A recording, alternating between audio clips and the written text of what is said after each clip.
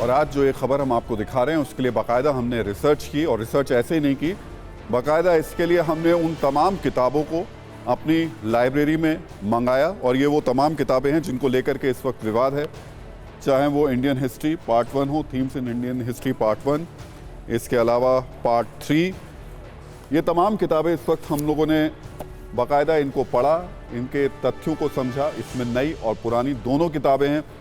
पुरानी किताबों में क्या था और नई किताबों में क्या है, ये सब कुछ देखने और समझने के बाद आज तथ्यों के साथ इस खबर को हम आपके सामने रख रहे हैं। सबसे पहले बात महात्मा गांधी की, जिन्हें आज़ादी का सबसे बड़ा नायक कहा जाता है, जिनकी गांधीगिरी की मिसालें दी जाती हैं, जिनके संकल्प के किस्से बच्चों को बचपन से पढ़ाए जाते हैं।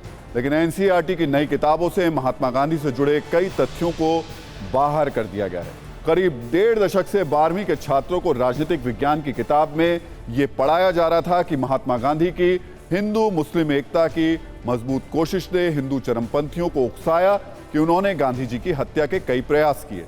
लेकिन नए सत्र के लिए जो नई किताब आई है उसमें इस बात को शामिल नहीं किया गया है। इस किताब में यह भी लिखा हुआ था कि गांधी जी उन लोगों को विशेष रूप से नापसंद थे जो चाहते थे कि हिंदू बदला ले, या जो चाहते थे कि भारत हिंदुओं के लिए एक देश बने, ठीक वैसे ही जैसे पाकिस्तान मुसलमानों के लिए था।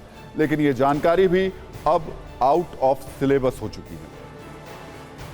महात्मा गांधी के साथ साथ राष्ट्रीय स्वयंसेवक संघ से जुड़े कुछ फैक्ट्स भी हटा लिए गए हैं। अब तक 12वीं क्लास की राजनीतिक विज्ञान की किताब में यह लिखा होता था कि गांधी जी की मृत्यु का देश की सांप्रदायिक स्थिति पर बड़ा असर हुआ। भारत सरकार ने सांप्रदायिक नफरत फैलाने वाले संगठनों पर नकेल कसी। राष्ट्रीय स्वयंसेवक संघ जैसे संगठनों पर कुछ समय के लिए प्रतिबंध लगा दिया गया। लेकिन आरएसएस पर बैन वाली बात अब आपको एनसीईआरटी की किताबों में ढूंढने से भी नजर नहीं आएगी। वैसे जब हमने इस फैक्ट पर सत्ता की कुंजी तैयार की तो पता चला कि आरएसएस पर एक नहीं बल्कि 3 बार बैन लगा था। राष्ट्रीय स्वयंसेवक संघ पर सबसे पहला बैन 4 फरवरी 1948 को लगा था, और यह प्रतिबंध महात्मा गांधी की हत्या के 5 दिन बाद लगाया गया था। हालांकि इस प्रतिबंध को 18 महीने के बाद हटा भी लिया गया।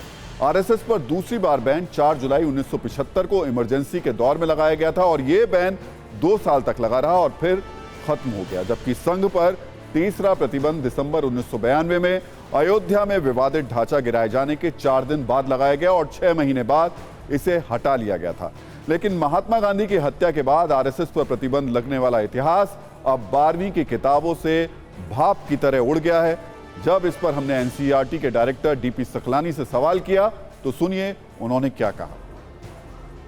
गांधी जी की हत्या हुई और नाथूराम गोडसे उनका हत्यारा था, उसका आरएसएस से एसोसिएशन था, यह बात सामने आती है और फिर आरएसएस को बैन किया जाता है। ये जो पूरा चैप्टर था, ये जो सारी बातें थीं, ये क्या अब भी पढ़ने को मिलेंगी या इन्हें पूरी तरह से हटा दिया गया? ऐसा है, देखिए मैं आपको फिर बता रहा हूं कि जो एक्सपर्ट ने कहा हटाना है वो हट गया है। हाँ। जो हट गया उसको क्यों पढ़ा जाएगा दोबारा? वो क्यों पढ़ा जाएगा दोबारा? अगर वो एक्सपर्ट ने कहा हटाना है तो हट गया ना वो तो। यानी जिसका मैं जिक्र कर रहा हूं ये नहीं पढ़ना है तो नहीं पढ़ेंगे। अच्छा, यानी जिसका मैं जिक्र कर रहा हूं, Gandhi's pursuit of Hindu Muslim unity provoked Hindu extremists, RSS was banned for some time। अब ये बच्चे नहीं पढ़ेंगे? नहीं पढ़ेंगे। कोई जरूरी है कि किताब में सब चीज पढ़ानी है छोटे बच्चों को? जिसको पढ़ना है अलग से पढ़ सकता है, बहुत सारा लिटरेचर अवेलेबल है। जानने का सोर्स क्या ये किताब ही है क्या? इतिहास से कौन हटा सकता है? और बड़े लेवल पे पढ़ लेंगे।